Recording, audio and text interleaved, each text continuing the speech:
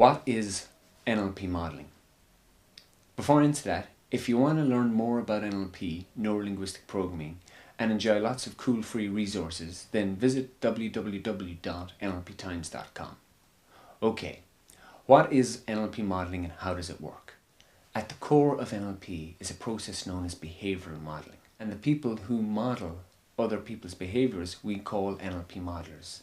NLP modelers are interested in figuring out what someone who is excellent at something does in terms of how they organize their perceptions of the world, so that we can create a simplified model of their experience, which we can then teach to ourselves and others.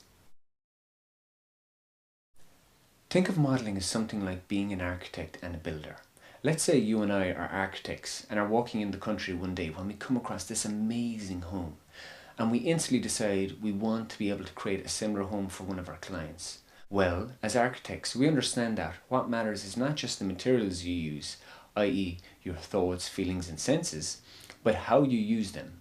So we go and we find the person who lives there and we figure out from him how the structure of the house is put together, where the key beams are that help keep it upright and looking so lovely. We don't write everything down, we just take the key notes that represent sufficiently how the structure of the house works and stays upright. Later, when we go back to the office, we decide we're going to build a similar house, so we go off and take our notes and follow the same procedure, organizing our building structure similarly to the amazing home, and we also ensure to build the house the same way using roughly the same or similar materials. And hey presto, if we have done our modeling and building job well, we will have created a similar looking house that will make us very happy. Now, let's apply the same process to something else. Let's say you want to know how a snowboarding friend of yours is able to jump so well. So you go off and you model him until you can get similar results. The powerful thing is, when using NLP in this way, you can do this process over and over and over again in all different fields and produce far superior results than if you tried to figure it out all by yourself with no exemplar to guide you. That's the magic that's behind behavioral modeling. How? Because we're interested in the structures someone uses to organize their experience, and we know there are only so many components that we need to pay attention for. With that said, modeling takes a lot of skill.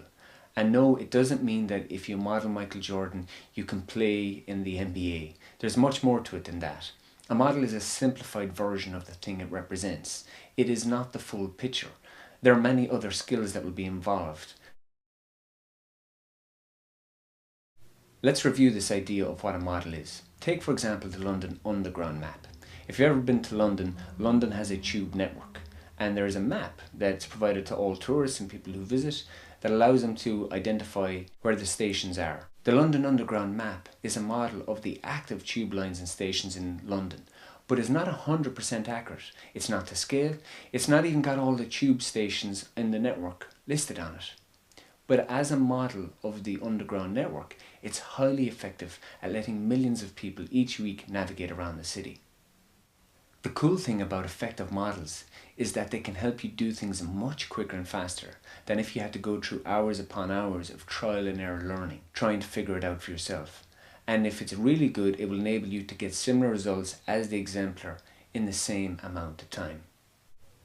And that's one of the coolest things about NLP. If you'd like to learn more about neuro-linguistic programming, or again you want to get some cool resources, then please visit www.NLPTimes.com.